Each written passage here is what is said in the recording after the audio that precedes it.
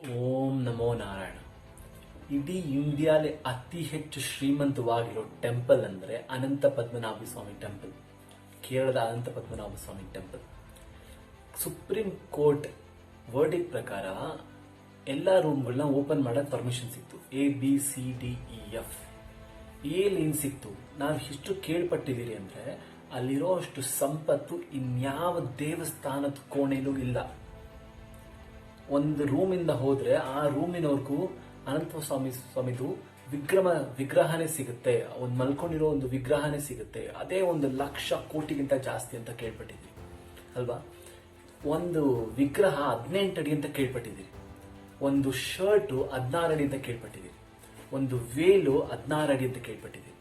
ಲಕ್ಷ ಗಟ್ಟಲೆ gold coins ಅಂತ ಕೇಳ್ಪಟ್ಟಿದ್ದೀರಿ. ಇದೆಲ್ಲ ನಿಜ. ACDEF ಕೋಣೆಯಲ್ಲಿ ಸಿಕ್ಕಿದ್ದು ನೋಡಿ ಎಲ್ಲರೂ ಬೆರಗಾಗ್ಬಿಟ್ರು. ಏನು ಇಷ್ಟು ಸಂಪತ್ತು ಎಲ್ಲಿತ್ತು ಅಂತ. ಇದ್ರ ಮಧ್ಯದಲ್ಲಿ ಟ್ರಾವಂಕೋರ್ ಫ್ಯಾಮಿಲಿ, ನಾವು ಈ ಟೆಂಪಲ್ ನ ಕಾಯ್ತಾ ಇದ್ದೀರಿ, ಕಾಪಾಡ್ತಾ ಇದ್ದೀರಿ, ನಾವಿದಕ್ಕೆ ಓನರ್ಸ್ ಅಲ್ಲ, ನಾವಿದಕ್ಕೆ ಸೇವಕರು ಮಾತ್ರ ಅಂತ ಹೋಗಿ ಸುಪ್ರೀಂ ಕೋರ್ಟ್ ಅಲ್ಲಿ ಕೂಡ ಹೋಗಿ ಅದನ್ನ ಗೆತ್ಕೊಂಡ್ಬಂದ್ರು.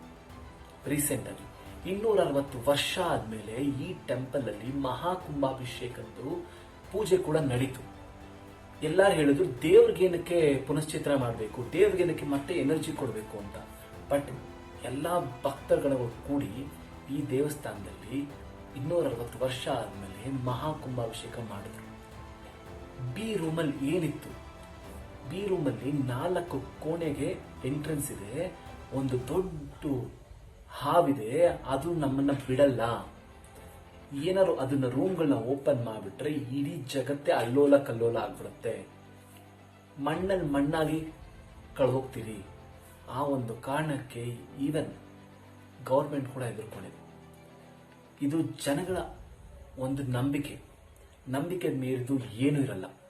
ಬೇರೆ ಬೇರೆ ರೂಮಲ್ಲಿ ಸಿಕ್ಕಿರೋದೆಲ್ಲ ನೋಡಿದ್ರೆ ಇಷ್ಟು ಶ್ರೀಮಂತವಾಗಿರೋ ದೇವಸ್ಥಾನ ಇಂಡಿಯಾಲೇ ಇನ್ನೂ ಇದೆ.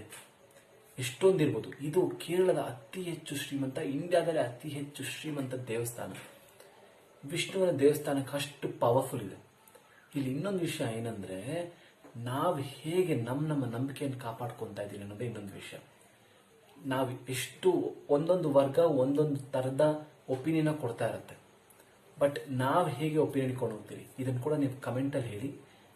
ಈ ಒಂದು ದೇವಸ್ಥಾನದ ಹಿರಿಮೆ ಗರಿಮೆ ಎಲ್ಲರಿಗೂ ಗೊತ್ತಾಗ್ಲಿ, ಎಲ್ಲರೂ ಇದಕ್ಕೆ ಸಹಗೂಡಿಸ್ಲಿ. ನಮಸ್ತೆ.